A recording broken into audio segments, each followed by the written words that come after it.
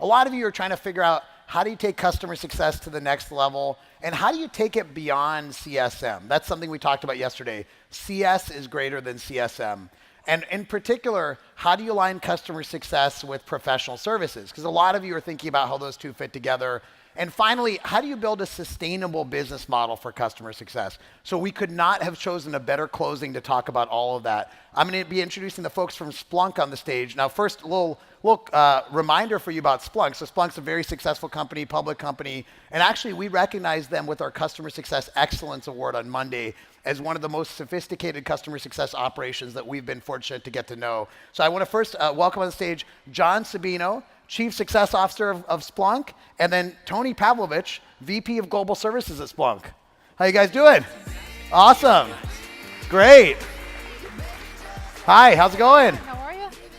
Good to see you. And Tony and I go way back. We worked together 10, 15 years ago when we were both in middle school. When I was like 10. Yeah, exactly. A happy reunion here. Yeah, it's a good reunion. Yeah. How you guys doing? Fantastic. Great. Having Conference has fun? been awesome. Awesome. Having a great time. Yeah, you guys have been here the whole time. Thank you for being here. A lot of How many Splunk people are in the audience? We'll get a logo shout out from the Splunk people. Who's in the audience? Where are you guys? Yeah, there they are. Awesome. Well, quiet initially. Yeah. Front and center. Gosh, we're so excited to have you here because these topics are so important. And I know, John, you've had a lot of experience in this. Maybe just for a little brief background before we dump into the content, brief professional history before Splunk so folks can hear. Yeah. Same thing with Tony. Happy to do it. I've been at Splunk now over a year and a half as the customer success officer. The journey that I've been on prior to coming here was I actually spent 17 years inside of GE. I was a COO over at GE Digital for about 2 years, spent time at GE Capital, was a chief commercial officer, and then prior to that, digital advertising at NBC Universal with Beth Comstock. She's a good friend of mine. You knew Beth, exactly. Yeah, she's a great leader.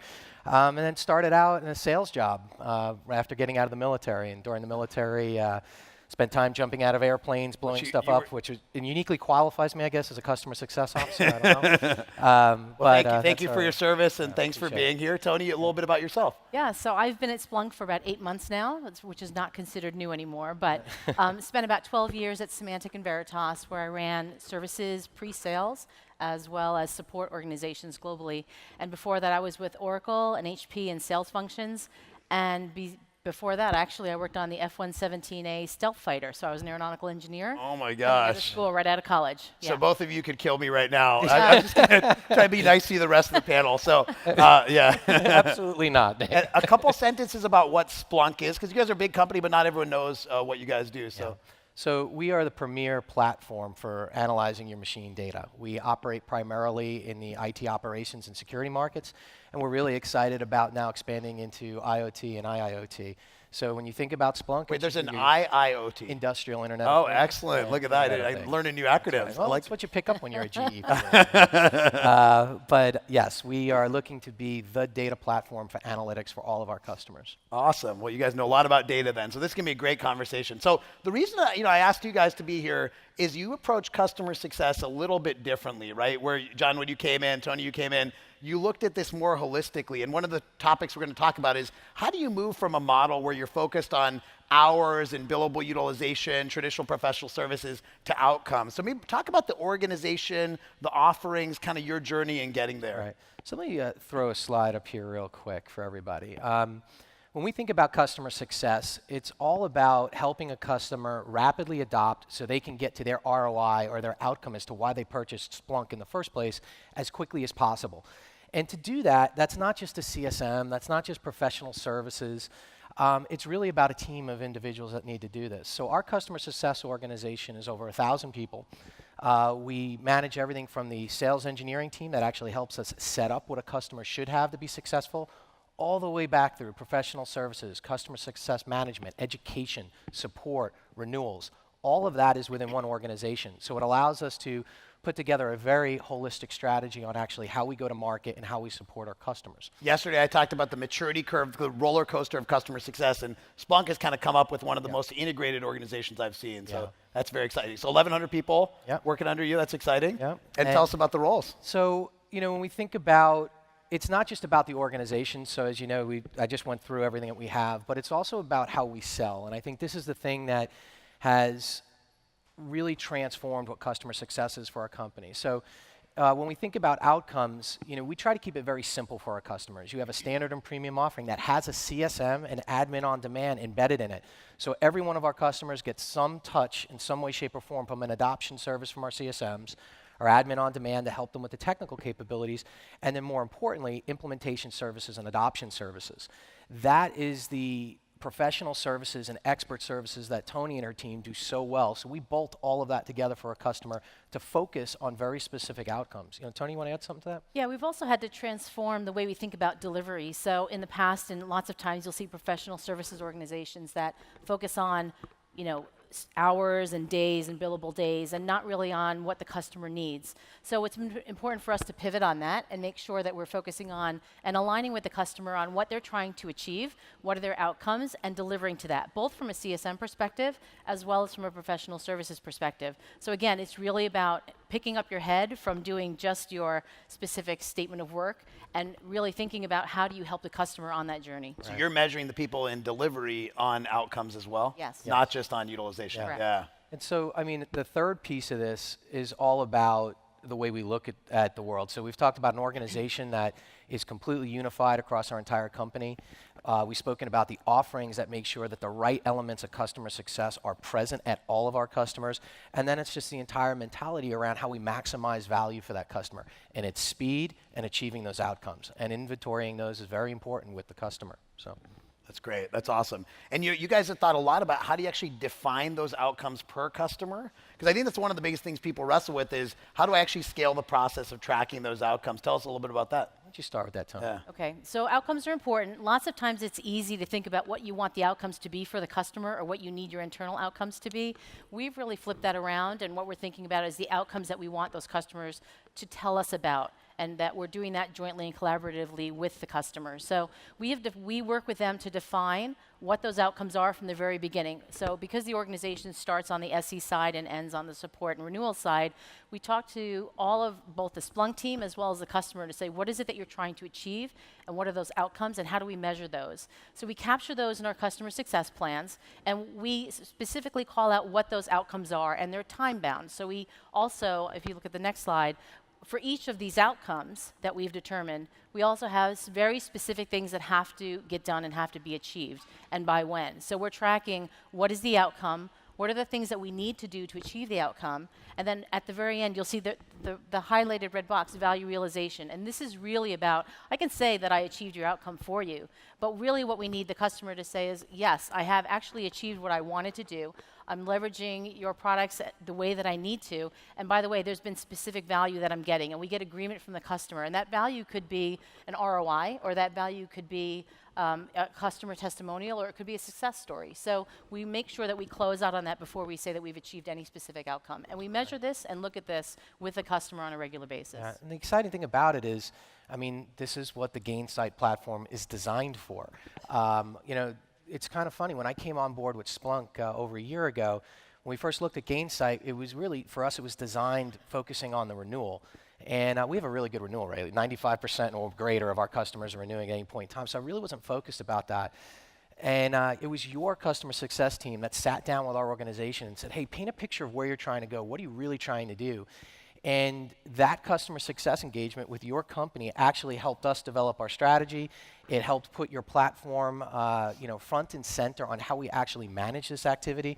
And we have to do it at scale. I have to cover at least 3,000 customers this year. Wow. Think about that, and Gainsight is the vehicle that we use to track and standardize and be very prescriptive about what we do with every single customer, whether it's a one-to-one relationship or it's a one-to-many relationship that we deliver remotely. And I love that you talked about that we went from that kind of renewal mindset to this sort of customer-centric mindset. That's what I talked about yesterday with outside-in customer success, kind of starting with the client and working backwards. I think as I look at it, one of the reasons you've been able to do that is you're looking across the life cycle, right? Correct. So you have pre-sales, you have services, you've got renewals, you've got the whole thing. Right. Talk about how those groups are involved in this success plan, not just the what we're seeing here, but the whole process.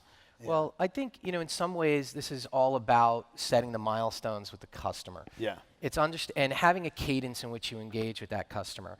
And the KPIs in which you measure to ensure that you are going to the right spot. Tony and the team and Kevin Meeks and the CSM organization have really done a great job distilling out what are the things that matter for us in the adoption lifecycle for a customer, and ultimately what delivers an outcome. And here's the great thing. When we look at it and we take a look at these milestones, we are constantly evaluating, are we effective? Is the data onboarding session that we've done, is it effective?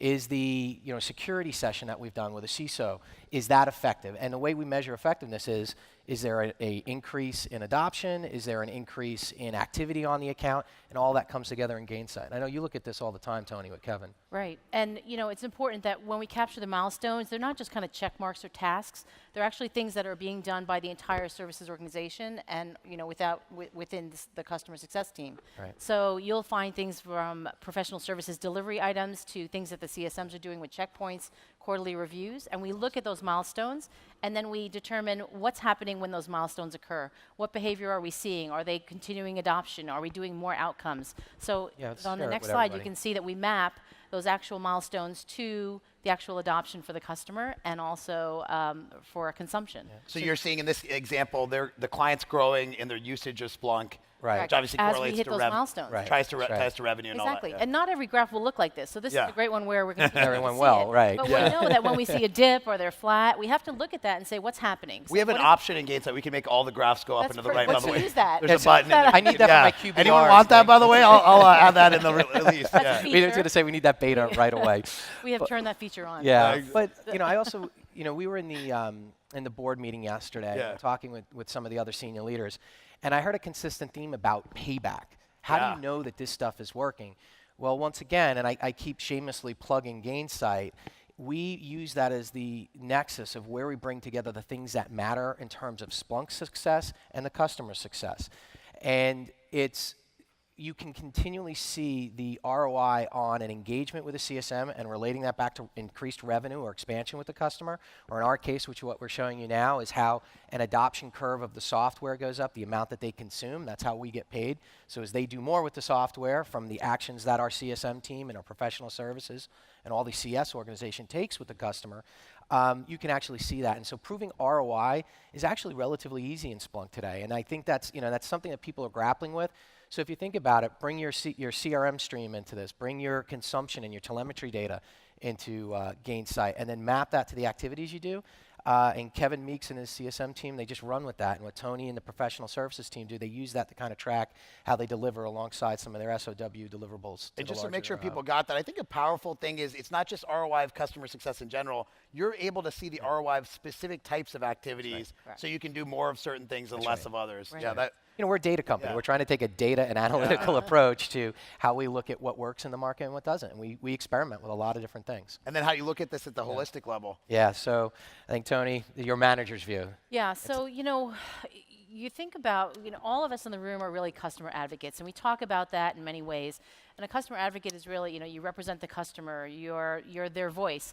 But we really want to permeate that thought process, not just for our CSMs, but also for our leadership. And we raise that very highly. So when we have a view, the managers are able to see what are the things that the CSMs are doing, what's happening within the accounts, what kind of outcomes are they achieving.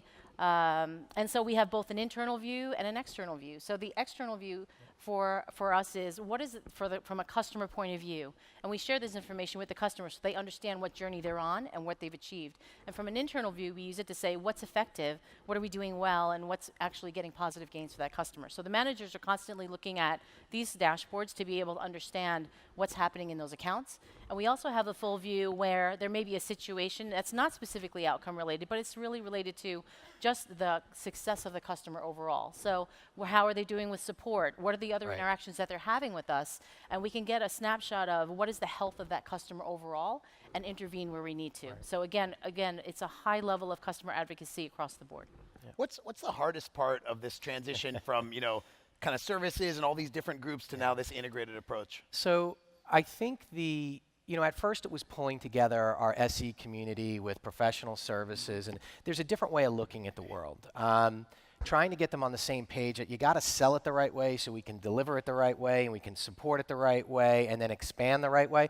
I mean, that takes time. It took us a full year on this journey to start to get that motion to move together. So that was the first one. But I do think that one of the toughest challenges of leading a CS organization is helping move that CS organization very close to the commercial team, so that not only do customers love it, but your sales team starts to really embrace what the program's about. A salesperson wants to sell, and they want to sell as much as they can, as fast as they can. And sometimes they can look at a professional services team or a CS organization as something that might be slowing them down, because they want to say, well, let's document this and let's talk about that. You know, so they sometimes feel at the very beginning like you're either doing their job for them or you're slowing them down. And it takes a tremendous amount of internal communication and being very specific about what you're going to do with a customer to help them grow. And so finding that linchpin between sales and CS, that what we're doing after you sell is almost as important, if not more important, than the land of you acquiring the customer. And if you trust us and you work with us and you bring that CSM into the account and let them quarterback what goes on that account after you sell, guess what? It's going to come back. It's not about the renewal. We're going to get that. People love our product. But that expansion that's going to come around for those 8-figure and bigger deals, that's what we got out of bed in the morning for. So and that's, you got some stories, some examples of this, right? I love to. Yeah, well, I think, how do you know when this is really starting to work and when it's not just comments? Oops, we didn't put them up there. Yeah, all those comments on that slide. All right. So these are comments from awesome salespeople that just really have embraced the program, and it gets you really excited when you see this stuff. But I take a much more, how do I put this, commercial view of the world. Revenue is what talks to me. Bookings is what really talks to me. So long story short, the success story I'd like to share with everybody here in this room really comes down to one of our biggest customers from this past year. We signed an 8-figure deal with a large, very well-known international electronics company, and the #1 sales rep for all of Splunk got on stage at our sales kickoff when he was getting his award and basically said, this deal would not have happened without my CSM. And here's what this guy did. He went inside of the customer. Awesome. Yeah. It was Great stuff. an amazing effort. And what the CSM did is they stepped into the account and they looked at all the different deployments that were going on. Some were going well, not so well. Brought them all together with Tony and the professional services team. They built a strategy based on outcomes with the customer and showed how we were going to execute to it. They brought the support organization in to make sure that all our tickets that were there were being run down. And then ultimately, they brought me to the table to say, I want you to make these promises on how this is going to run going forward with all these new strategies that Tony and Kevin and Graham and all my folks sitting in the audience actually put together. So it was that CSM for our #1 salesperson that closed that deal, which was the biggest deal in the company all year, period. And that is the trusted advisor now inside of that very large customer, because they know that the CSM isn't there to sell. The CSM is there to deliver outcomes. Right. Tony, you want to build on that a little bit? Yeah, so the sales reps clearly see the value of the CSM. One of the challenges we have seen is that they would love to have it for free. Yeah. So, because it's a great value for the customer. But, we talked about the offerings a little bit earlier, and one of the things that was really important for us this year and for this customer is to make sure that we can scale it and that we can give it to many, many customers. So our offerings support that so that many customers will be able to get the CSM at all levels in customer segmentation. And specifically to this customer win, the CSMs were just an integral part of the team. So they were able to really gain the trust and really be there. They're just an extension of the customer. And that really helped to drive the deal forward. And that's another thing, too, I think I'd love to share with everyone here. Don't be apologetic about customer success. It has a huge value in the marketplace. And there's nothing wrong with your company capitalizing on part of that. In our world, yes, we sell software. The software basically, in many ways, is the key component of value for the customer. But how to use it, how to expand it, how to get more out of it, that's what customer success does. And we help accelerate that adoption curve. So that investment, that risk that stakeholder has taken with us, we're their insurance policy that they're going to be successful at the end of the day. And I think that has value. And guess what? So do many of our customers. And they're happy to pay for it and for the program. So I think, where is CS going? I think that this is a P&L, a legitimate P&L inside of every business that's out there. If you have value and knowledge to transact to your customers, there is something that a customer is willing to pay for. And don't be afraid to package it up and try to sell it. You're going to succeed with some things, you're going to fail with some things. We've had more success than failure at this point. We are net profitable with CSMs and that whole entire program where we weren't 2 years ago. Profitable, not including all the upsell. That's even outside of professional services. Awesome. So the program not only pays for itself, but invests more in it, and we get better people, better services. It's just, it's the right way to think about it. It's not a giveaway for free. It has value, and you should think about it in that regard and package the services in a way that your customer can consume and really can value. And that's what you're doing with all the professionals. I love that. That's by the way, we'll have time for a couple Slido questions, so feel free to put some questions up there. And I just love that idea of being able to run it as a business, because I think that, the scale, you have 1,100 people in your organization. That's not a rounding area for your CFO. No. Your CFO probably paid attention to your budget, right?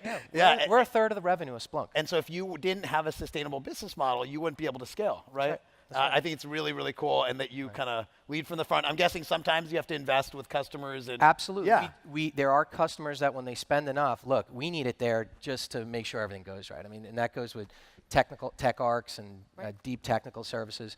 We know what the right recipe is. Tony knows what the right recipe is, and we always make sure it's there. Sometimes it's an investment we make. Sometimes, it's an investment that the customer has to make, but that's always a commercial decision. So many great questions. You can tell how practical this is. So I'll do some quick ones here. What are the ratios you use in CSM and in PS as well, though I can imagine that varies a lot. Maybe Tony, you want to hit that one?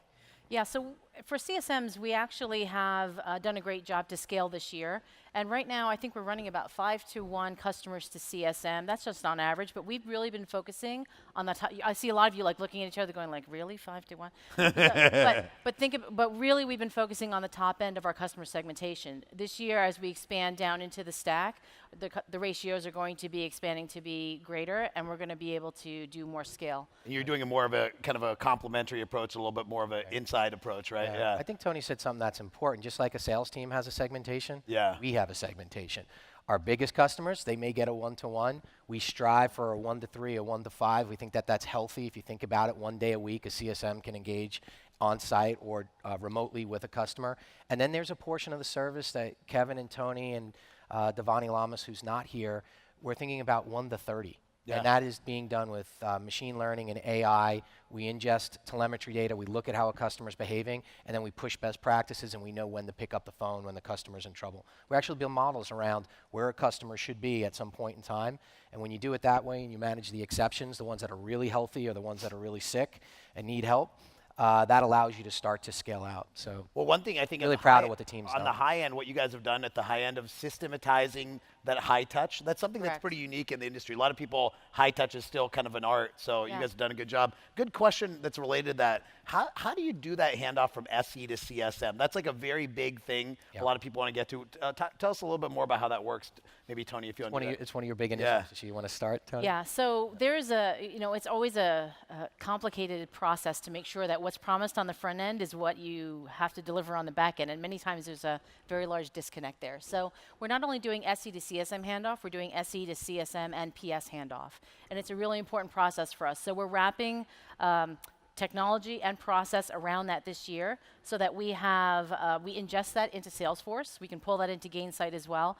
And what we're doing is pulling that information in. We have a very specific template, I would call it, but it's really done online, that the SE works with the CSM as well as the sales rep and the other services people to be able to put that information in and make sure that we have discussions on the front end. So there is a tools handoff, but there's also a discussion handoff to talk about what's happening in the account, what is it that the customer is expecting to do, what are we selling them, and what is it that we think they're trying to achieve so that we can continue that flow post-sales. Yeah, I love what Tony and the team have done. They standardize the inputs with the SE team, so there's information that must be present at the end of the close of the sale to hand over.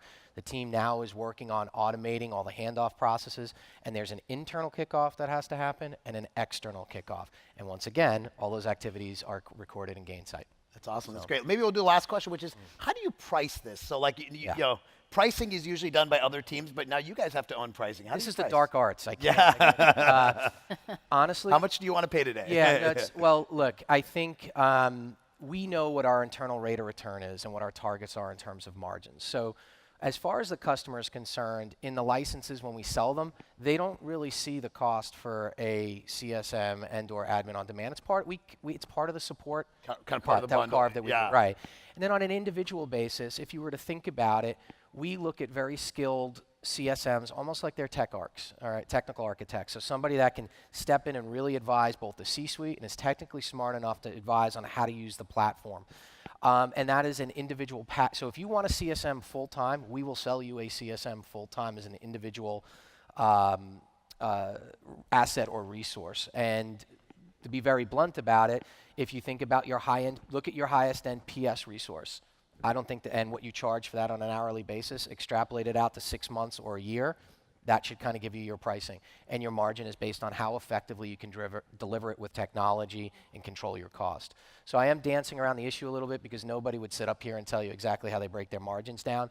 But if the way I think all of you in the audience can think about this is that it is a highly experienced consulting resource. It should be, when it's bought individually, it should be priced that way. And then in general, if you really want to scale and you believe in this stuff the way Splunk does and wanting to make our customers successful, you embed it in the license like it's part of the software. And that's primarily what we do. I love that. Don't be apologetic about the value of customer success. Great way to leave us off. So thank you so much to John and Tony. Really appreciate it. Thank you. Great being Amazing. Thanks so much. Yeah, absolutely. And just to send you off, so our breakouts start at 11:05. If you want to learn more about this whole process of kind of success planning, everything we talked about, the Woodstock session goes into this in detail. Thank you, everyone. Appreciate it. See ya.